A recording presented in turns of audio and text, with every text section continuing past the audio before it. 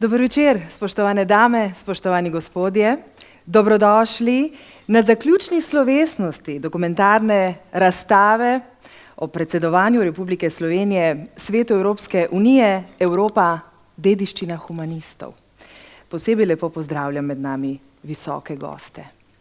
Razstava, ki je tukaj za menoj in ostaja na ogled samo še nekaj dni, predstavlja torej evropske humaniste, učenjakinje in učenjake po izboru več kot 20 držav. Vsaka je izbrala dva, ki sta med 15. in 18. stoletjem se zavzemala za kritično mišljenje, demokracijo, človeško dostojanstvo, emancipacijo in tako utemeljila sodobno Evropo, v kateri živimo danes. Projekt z obsežnim katalogom po Evropi potuje in gostuje že od leta 2017 in letos se je torej razstava oziroma projekt ustavil pri nas, kje drugje kot v Cankarjevem domu v Ljubljani. Zato najprej k besedi vabim generalno direktorico Cankarjevega doma v Ljubljani, gospo Uršulo Cetinski.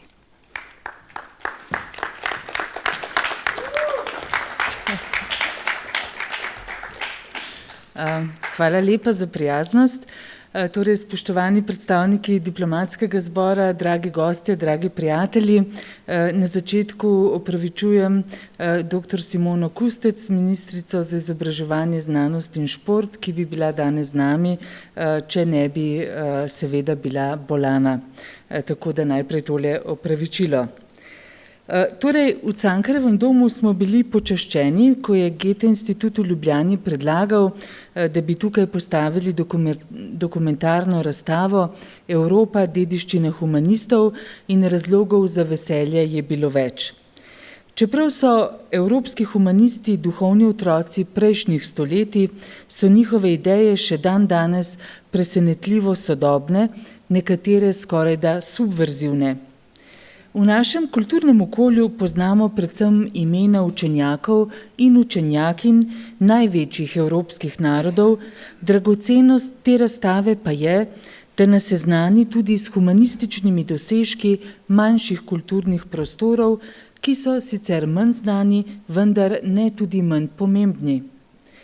Postavitev razstave v Cankarjevem domu nam je omogočila, da smo v ugledno družbo evropskih humanistov uvrstili tudi slovenska predstavnika, ki bosta ostala del te pomembne intelektualne družbe in skupaj z razstavo potovala po deželah, ki jih bo obiskala v prihodnje.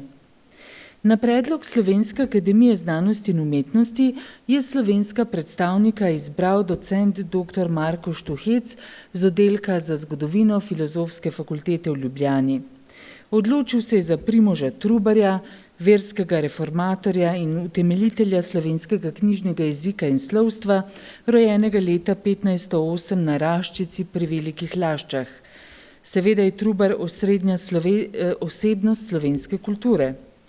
Kot je zapisal sodnik in pisatelj Joško Humar, citiram: Trubar je brezimnemu alpskemu ljudstvu dal ime, Slovenci, prelil živo govorico tega ljudstva v pisano besedo, ustanovil slovensko cerkev in dal Slovencem prvo slovensko šolo. Konec citata. Pri nas v Sloveniji pa je veliko manj znan drugi predstavnik na tej razstavi, Avguštin Prigl Tifernus, rojen v zadnji tretjini 15. stoletja v Laškem. Bil je humanist, arhitekt in zbiralec rimskih napisov. Za sodelovanje se najlepše zahvaljujem Goethe institutu v Ljubljani, Slovenski akademiji znanosti in umetnosti, Filozofski fakulteti v Ljubljani, Veleposlaništvu Republike Nemčije in Katarini Štok Pretnar za to inovativno postavitev. Hvala lepa.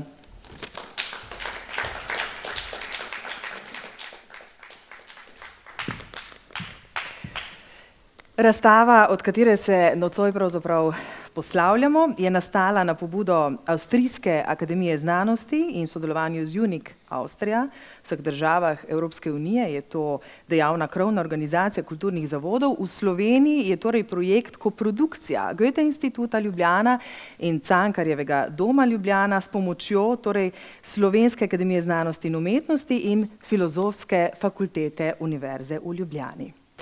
Goethe Institut kot nemška kulturna ustanova z evropsko perspektivo pri svojem delovanju v ospredje postavlja solidarnost Evrope in diskurs o njeni skupni zgodovini in vrednotah. Tako piše v uvodnem članku v katalogu razstave direktor Goethe Instituta Ljubljana, dr. Arpad Andreas Zölter. In zdaj ga bomo prosili za nekaj misli, seveda ob zaključku te razstave. Herr Dr. Zölter, wir übergeben Ihnen die Bühne jetzt gerne.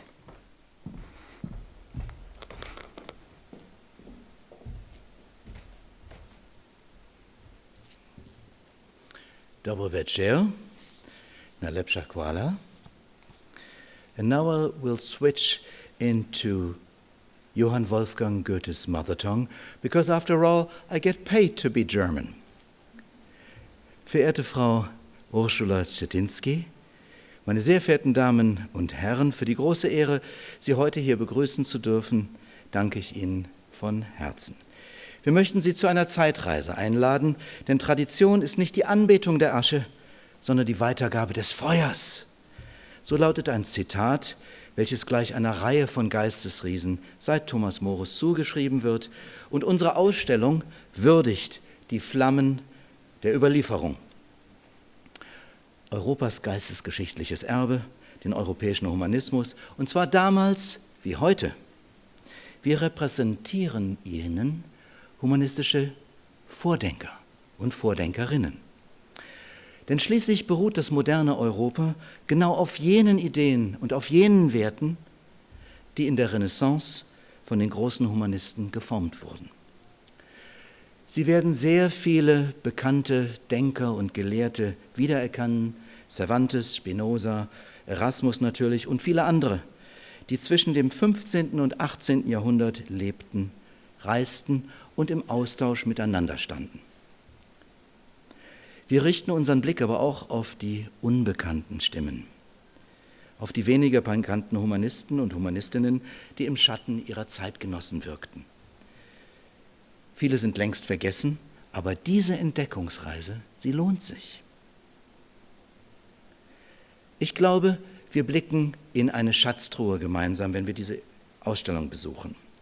Denn wir bieten Ihnen hier in Ljubljana sozusagen ein Who is Who, ein Wer ist wer, all derer an, die sich um die Entstehung der europäischen Wertegemeinschaft verdient gemacht haben.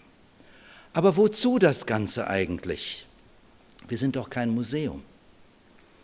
Nun, Ideen haben einen sehr, sehr langen Atem. Und hier in der Ausstellung offenbart sich ein Glutkern. Und das bietet uns Inspiration, Richtschnur und Orientierung. Denn unsere Geschichte prägen Vorstellungen um Selbstbestimmung, um Menschenwürde und auch ein Ringen um die Freiheit des Einzelnen. Heutzutage genießen wir wie selbstverständlich Pressefreiheit, Menschenwürde in den Verfassungen, Frauenrechte natürlich, den Rechtsstaat. Aber genügen wir eigentlich noch unseren eigenen moralischen Ansprüchen? In Afghanistan zum Beispiel, glaube ich, wird wohl nichts von den sogenannten westlichen Werten bewahrt werden. Und wie steht es eigentlich um das südliche Mittelmeer? Welches Europa wünschen wir uns denn miteinander? Sie sehen, vermutlich ahnen Sie es bereits, es geht uns nicht um konservierende Betrachtung, es geht uns um jenes Feuer. Es geht um Revitalisierung, Reaktualisierung. Denn diese Gelehrten, Schriftsteller, Künstler und Wissenschaftler der letzten Jahrhunderte haben durch ihre Ideen einen zentralen Beitrag für die Entwicklung der europäischen Wertegemeinschaft geleistet. Und diese Persönlichkeiten hatten mit ihren Konzepten einen nachhaltigen Einfluss auf das heutige Europa und nicht zuletzt auch auf die Ideen, die die Europäische Union tragen. Gleichzeitig beobachten wir aber auch eine grassierende Europamüdigkeit, eine Verdrossenheit, und zwar quer durch alle politischen Lager bis hin bis hin sogar zu den Parlamentariern des Europäischen Parlaments.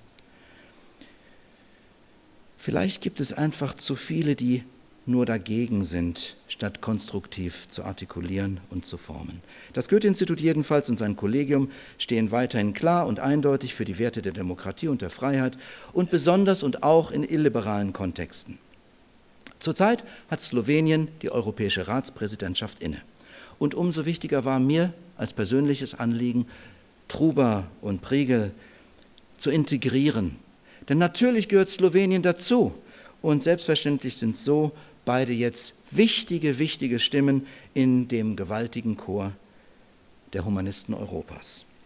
Und dieses imposante Geistespanorama wurde als Ausstellung lanciert, nicht nur vom Goethe-Institut, nein, da waren viele Freunde und andere europäische Powerhäuser und Motoren am Werke. Es war EUNIC zum Beispiel, European Union of National Institutes for Culture, und es war die Österreichische Akademie der Wissenschaften und auch die Slowenische Akademie der Wissenschaften und der Künste. Und für diese Kooperationen sind wir dankbar.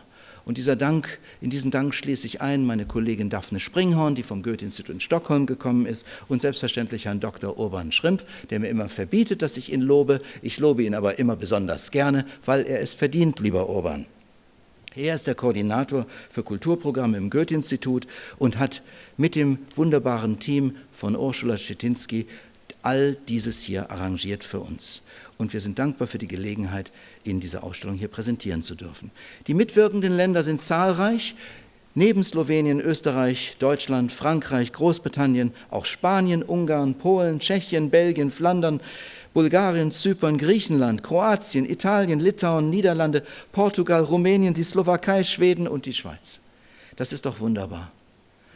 Und der digitale Katalog, dafür brauchen Sie nur Ihr iPhone, da vorne gibt es einen QR-Code und Sie bekommen das gleich in Ihr Handy, Sie können es verteilen und Sie haben eine slowenische Fassung und eine englische Fassung, eine schwedische Fassung gibt es und selbstverständlich auch in der Sprache Johann Wolfgang von Goethes eine deutsche Fassung. Die Ausstellung wird weiter wandern, sie soll weiter wandern. Sie wird in der Universität demnächst zu sehen sein. Ich komme aber jetzt zum Schluss. Die europäische Zusammenarbeit nämlich zu fördern und sie voranzubringen, das ist und bleibt eine Priorität und auch ein Strategieziel, nicht nur für mich persönlich, sondern für das gesamte Goethe-Institut weltweit in 90 Ländern. Wir engagieren uns dafür, dass die Kultur und dass der kreative, auch experimentelle Austausch innerhalb und außerhalb der EU eine größere Bedeutung bekommt. Wir verstehen interkulturelle Verständigung niemals als Einbahnstraße. Wir wollen zuhören. Das geht in beide Richtungen. Es geht uns um ein gemeinsames Konzert, auch durchaus der polyphonen Melodien und Stimmen. Und unsere Intention ist dabei so alt wie so schön und wunderbar. Horaz, ein römischer Dichter, hat sie vor vielen Jahrhunderten formuliert, delectare et prot esse. Wir sind hier, um sie zu erfreuen und auch um Ihnen und uns, um Europa zu nützen. Und in diesem Sinne habe ich eine Bitte an Sie, und das ist mein letzter Satz. Bitte helfen Sie uns, das geistige und das europäische Feuer weiterzutragen. Ich danke Ihnen für Ihre Aufmerksamkeit.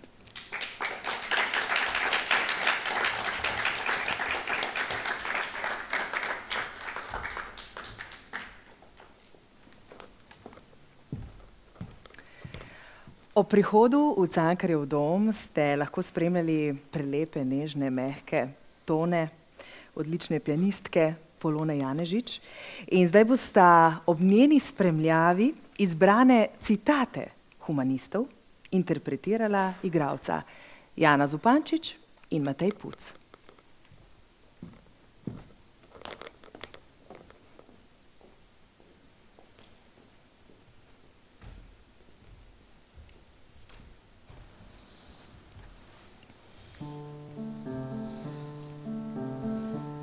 Ko v moji poeziji zasledite napako, ali se vam kaj zdi nejasno, to odkrito povejte. Kajti podarila vam jo je mlada ženska. Prišel bo čas, ko me bo z nebes pogledal bog poezije Apolon in mi odvzel skrbi. In tedaj vam bom dala boljše pesmi. Tu jih del ne berem v nagnjenju k ostremu polemiziranju z njihovimi nazori, temveč, da bi prepoznal sebe v njih, se razvedril, dopolnil in izboljšal. Ne za kritiziranje drugih, temveč za strogo samokritiko, da se izpolnim v besedah in dejanjih. Za pravega plemeniteža ne štejem tistega, ki okoli vratu nosi zlate trakove ali stene in veže krasi slikami prednikov, temveč nekoga, ki domovino in rojake ne samo razsvetljuje, ampak tudi podpira z lastnimi pravimi vrlinami, to je z izobrazbo, oliko in spretnostjo izražanja. Nenasiten sem, ko gre za knjige. Zlato, srebro, dragulji, škrlatna ogrinjala, marmorne palače dajejo le nemo in površinsko zadovoljstvo. Knjige nas radostijo v najglobljem bistvu, nas nagovarjajo, nam svetujejo in z nami tako rekoč sklenejo živo, globoko prijateljstvo. Kjerkoli tiskajo knjige, se odpirajo knjižnice. Zdaj se bodo mladeniči lahko učili tako grščine kot latinščine in to jim bo prineslo veliko koristi in nesmrtno slavo. Imenovan sem bil za poučevanje grškega jezika in literature. Ampak koliko uporabnosti, kakšno okrasje in popolnost prinašata seboj. S kakšno močjo je učenje grške literature razsvetlilo in še razsvetljuje enakovredno latinščino. Tega se mi ni zdelo nesmiselno nekoliko izpostaviti. Kolikor obstaja čut za eleganco, jezik Rima bo vedno porajal vrednote, neločljivo povezane z njim. In te bodo ljudem še naprej koristile. Vsi dobri ljudje, ki nam je mar za učeno državo, si moramo po najboljših močeh prizadevati k ohranitvi teh najboljših knjig. Čeprav jih je le še peščica. Vsaj za sedanji čas, kot tudi z božjo previdnostjo obvarovanih več naslednjih stoletij. Za prihodnost.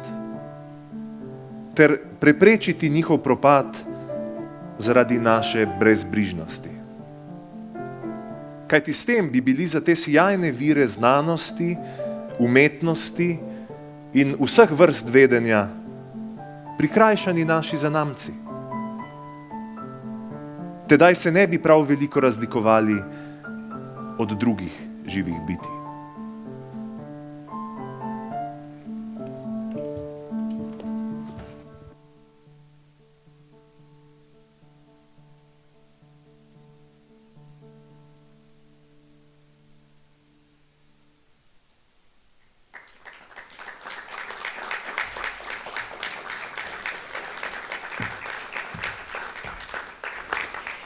In kdo so bili humanisti, na dediščini katerih je utemeljena sodobna Evropa? Svoje učenjake na tej razstavi predstavljajo, če bi povzela doktorja Zölterja, torej Avstrija, Bolgarija, Ciper, Češka, Flandrija, Francija, Grčija, Hrvaška, Italija, Litva, Madžarska, Nemčija, Nizozemska, Poljska, Portugalska, Romunija, Slovaška, Slovenija, Španija, Švedska, Švica in Velika Britanija. In na kratko o tem danes tudi s kuratorko razstave Daphne Springhorn. Frau Springhorn, das Wort gehört Ihnen.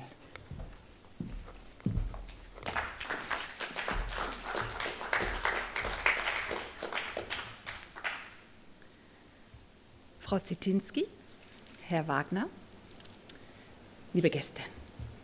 Es freut mich, dass ich in aller Kürze ein paar persönliche Worte zu der Ausstellung sagen kann.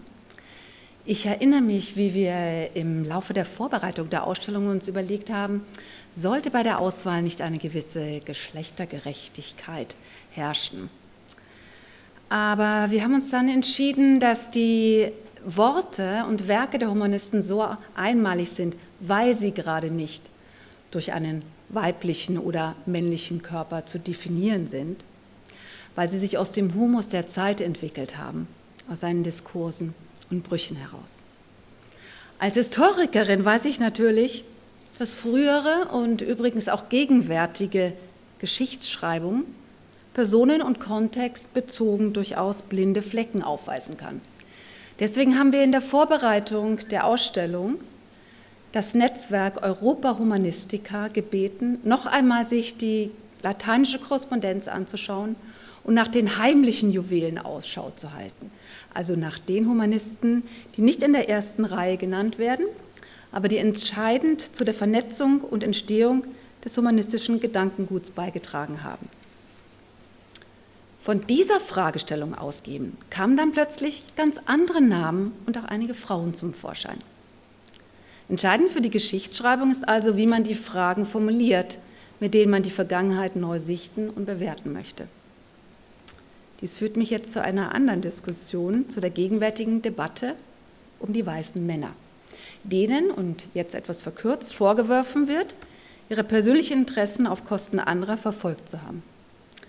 Ich möchte hier nicht einzelnen oder sogar vielen Männern die Verantwortung für ihr individuelles Tun absprechen.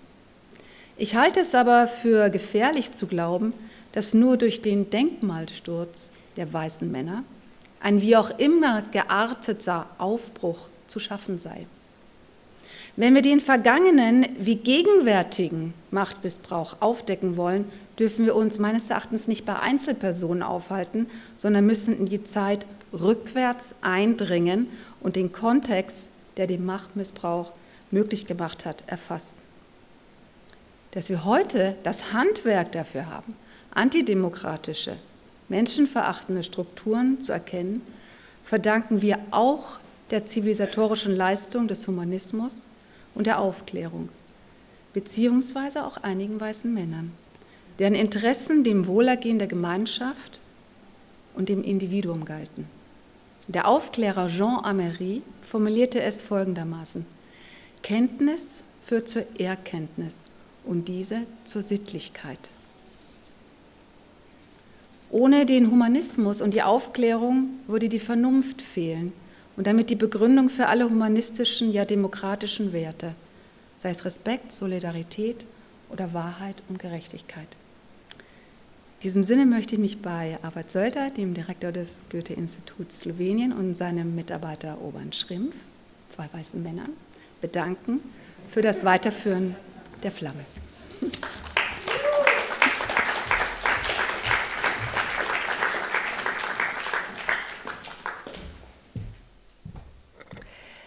Reuchlina, ki je eden izmed humanistov Nemčije na pričujoči razstavi, je tudi sam Goethe označil kot čudežnega in genialnega in takega, s katerim se je nemogoče primerjati. Dejal je: Reuchlin, wer will sich mit ihm vergleichen? Zu seiner Zeit ein Wunderzeichen. Gotovo bi se njegovim besedam pridružil tudi gospod Jens Wagner, je kulturni ataše na nemškem veleposlaništvu v Ljubljani. Herr Wagner, bitte.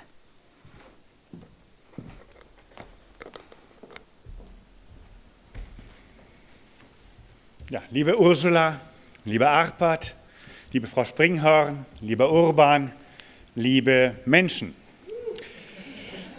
Vielen Dank für die Einladung, hier heute zu sprechen. Und vielen Dank allen, die mitgeholfen haben, das europäische Erbe des Humanismus nach Ljubljana zu bringen.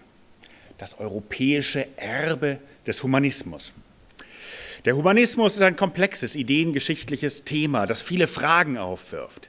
Sei es nach dem zugrunde liegenden Menschenbild, zur Frage des freien Willens, des Naturrechts oder auch die Frage, ob die zentrale, die alleinige Ausrichtung am Menschen nicht eine Form des Speziismus ist, also der Diskriminierung anderer Spezies. Fragen, zu denen meine Vorredner und die in dieser Ausstellung präsentierten Vordenker mehr beitragen können als ich. Aber als Jurist bin ich immerhin mit dem Stichwort Erbe einigermaßen vertraut. Und als Diplomat habe ich auch zu Europa ein paar Gedanken. Aus dem Erbrecht, aus dem Familienrecht wissen wir, wenn es etwas zu erben gibt, dann führt das oft zu Streit. Das gilt umso mehr, umso größer das Erbe ist. In diesem Fall handelt es sich um eine immense Erbschaft. Wenn wir eine Weltkarte betrachten, dann erscheint es willkürlich, dass die zerfransten westlichen Spitzen der eurasischen Landmasse überhaupt den Status eines Kontinents zugesprochen bekommen.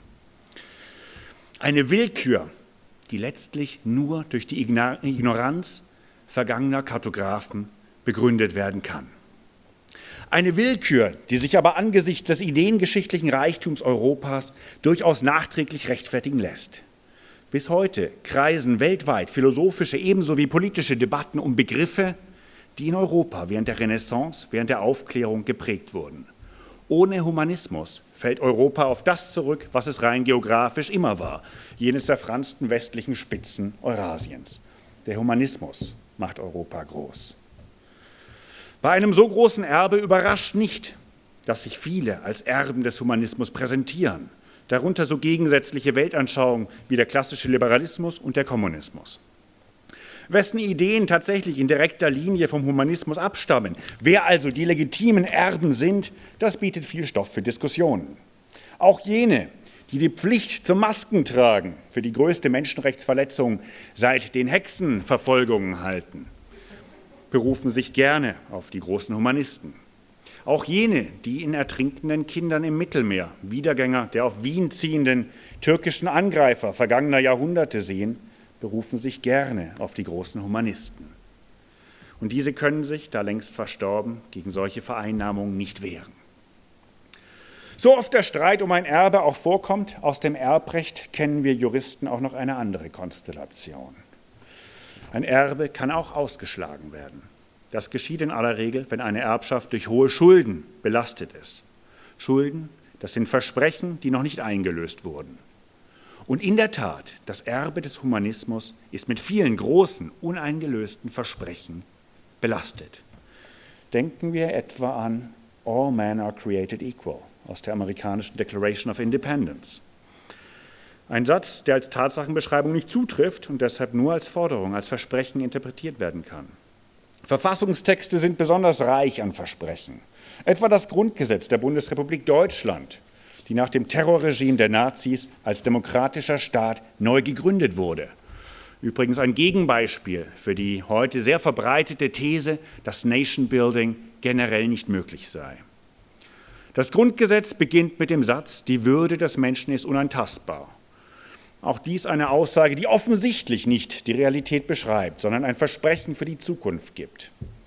Die Versprechen der Präambel der Vereinten Nationen, die Überwindung von Krieg, die Durchsetzung der Menschenrechte, blieb vielerorts uneingelöst. In Ruanda, Bosnien, auf der Krim oder aktuell in Afghanistan, wo wir mit vielen lokalen Partnern auch unsere Werte verraten. Im Mittelmeer und andernorts sind es oft nicht staatliche, sondern zivilgesellschaftliche Initiativen, NGOs, die mit großem Mut und Engagement Menschen und damit auch die Ideale des Humanismus retten. Es liegt in der Natur der Sache, dass ein Versprechen bei seiner Abgabe noch nicht eingehalten wird. Daher sollte es auch nicht überraschen, dass die Verfassungswirklichkeit regelmäßig nicht mit den hehren Versprechen der jeweiligen Präambel übereinstimmt. Die feierlichen Versprechen entfalten über die Jahre ihre Wirkung, geben Ansporn, die Diskrepanz zwischen Anspruch und Wirklichkeit zu verringern. Der Anspruch, all men are created equal, wurde so zu einem gewichtigen Argument für jene, die ein Jahrhundert später die Sklaverei abschafften. Die vielen uneingelösten Versprechen in historischen Urkunden führen manche zu der Einschätzung, das Erbe des Humanismus sei tatsächlich mit zu vielen Schulden belastet. Jene, die für die illiberale Demokratie eintreten, haben sich von dem Erbe bereits verabschiedet und werben dafür, dass Europa, dass wir alle dieses Erbe ausschlagen. Jenes Erbe, das Europa groß gemacht hat. Ich hoffe stattdessen, dass wir uns als würdige Erben erweisen, dass wir den großen Ansprüchen des Humanismus gerecht werden. Setzen wir uns gemeinsam dafür ein, mit Mut, Inspiration und einem Gefühl tiefer Dankbarkeit gegenüber jenen humanistischen Denkern, deren Erbe wir bewahren wollen. Vielen Dank.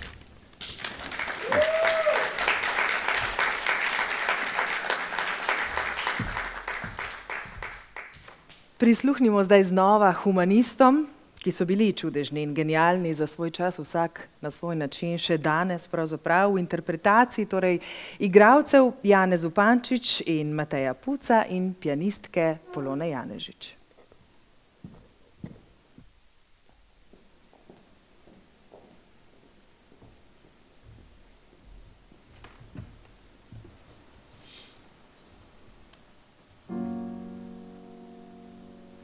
Zakonska zveza ni bila ustvarjena toliko za nadaljevanje rodu, kot za občutek skupnosti in neločljivo sopotništvo. Izraz soprog se ne navezuje na izpolnitev in zadovoljevanje užitka, temveč na vzajemno vez med možem in ženo na vseh področjih življenja.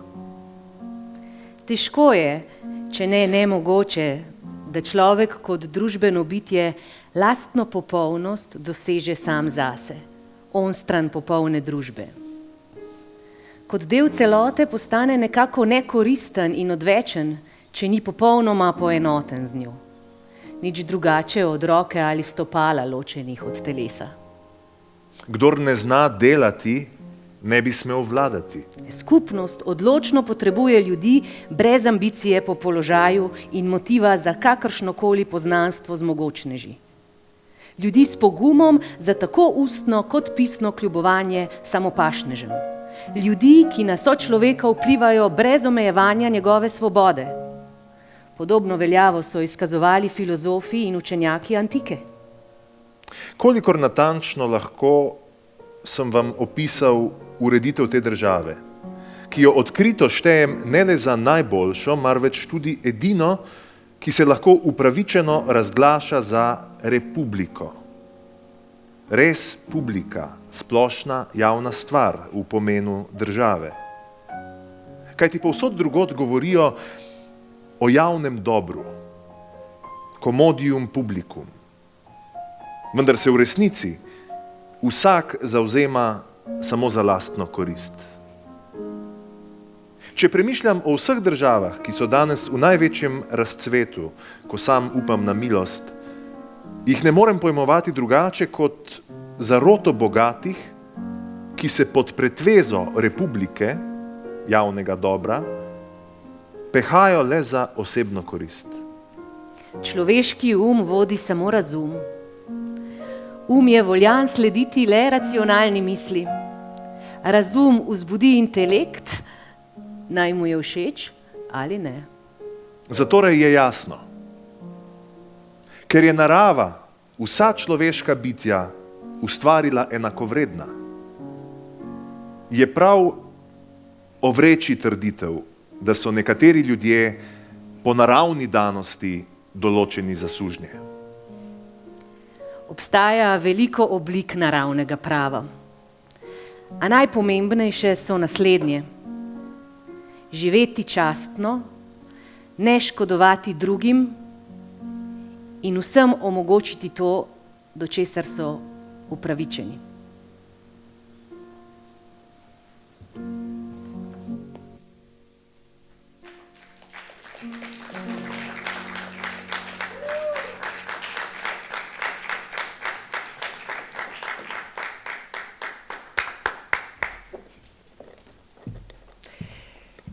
In tako se nocoj poslavljamo od razstave evropskih humanistov, ki bo na postanku tukaj pri nas samo še nekaj dni, natančneje do 5. septembra. Do takrat ste seveda lepo vabljeni, da si razstavo ogledate. Zdaj vas tu v Cankarjevem domu vabimo še na druženje in seveda pogostitev. Poslavljamo se, tako kot lahko preberete tudi v razstavnem katalogu, v prepričanju, da so narodi Evrope, čeprav ponosni na svojo nacionalno identiteto in zgodovino, odločeni preseči starodavne delitve in v vedno tesnejši povezanosti oblikovati skupno usodo. Na skupno usodo torej in skupno svetlo in razsvetljeno in humano prihodnost. Srečno in lep večer še naprej.